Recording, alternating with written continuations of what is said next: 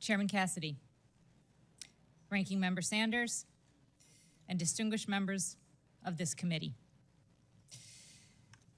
Thank you for the opportunity to testify before you again. My name is Susan Monarez, and I am a microbiologist and immunologist. Exactly 12 weeks ago, in this same room, I testified that if confirmed, I would lead the CDC to restore public trust, modernize public health infrastructure, and strengthen the agency's core mission of protecting Americans from infectious diseases and emerging threats. I was honored to be nominated by President Trump and confirmed with the Senate's support. Secretary Kennedy himself swore me in on July 31st, calling me a public health expert with unimpeachable scientific credentials. My tenure as CDC director lasted 29 days. Since my removal, several explanations have been offered: that I told the secretary I would resign, that I was not aligned with the administration priorities, or that I was untrustworthy. None of those reflect what actually happened. I will share the details, but I want to be clear. Today should not be about me. Today should be about the future of trust in public health.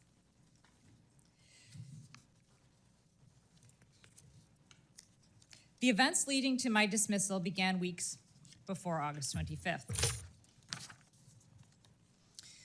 On August 2nd, I learned from media reports that experts serving as liaison representatives to the Advisory Committee on Immunization Practices, the ACIP, including those from major medical societies, had been removed from its working groups.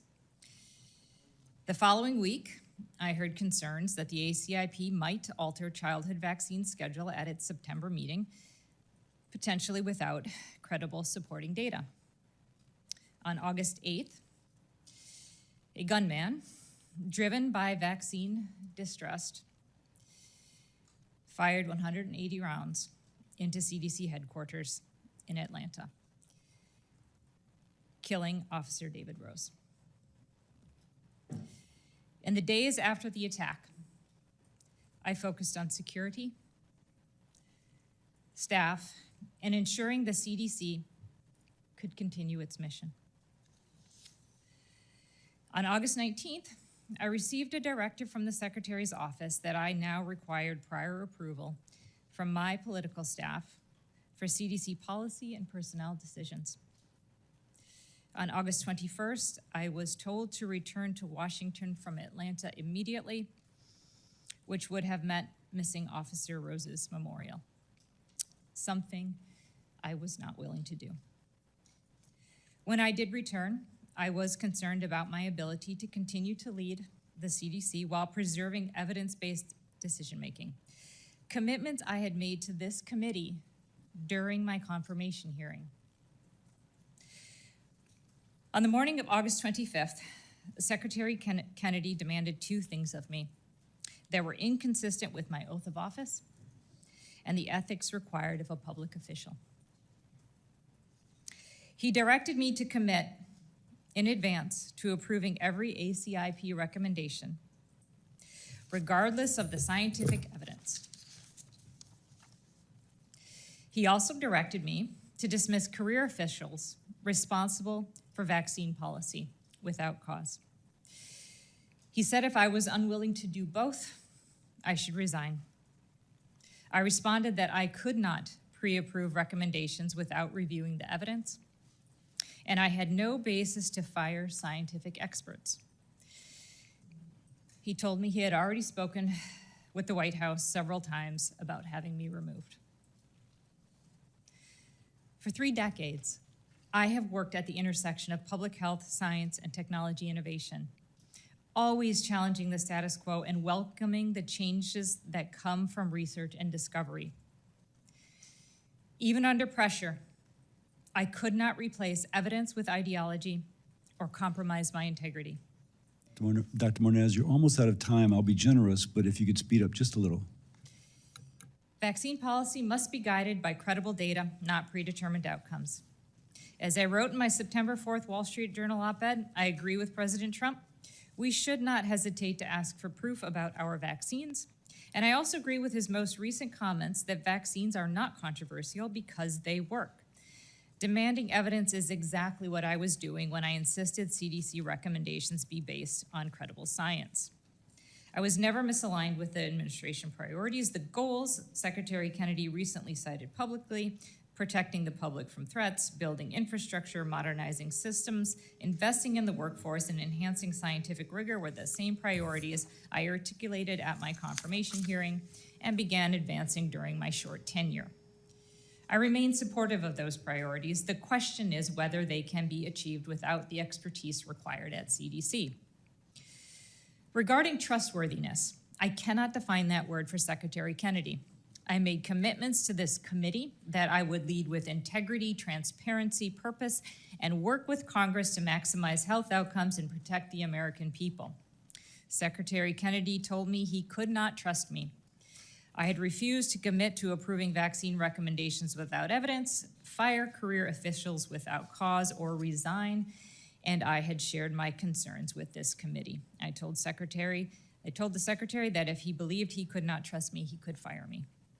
The next day, I was told I still had my job, but the Secretary's expectations remained: approval of ACIP recommendations and dismissal of career scientists.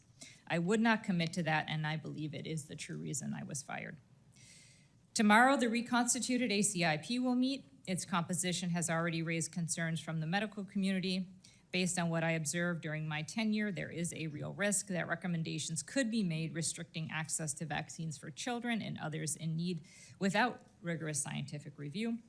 With no permanent CDC director in place, those recommendations could be adopted.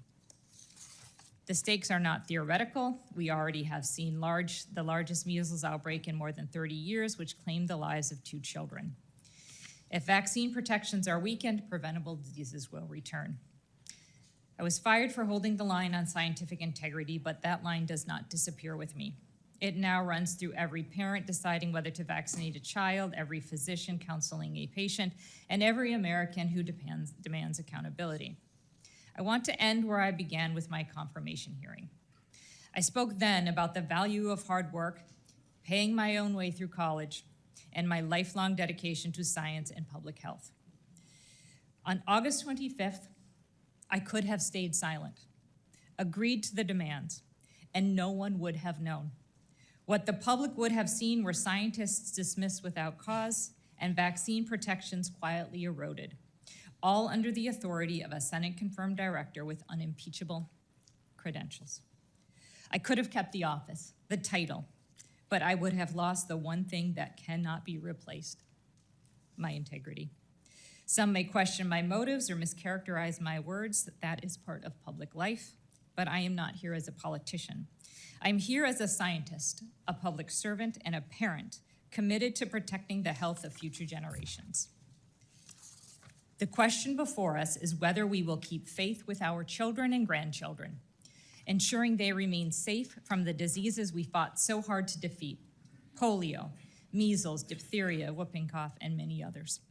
Undoing that progress would not only be reckless, it would betray every family that trusts us to protect their health. Thank you, and I look forward to your questions.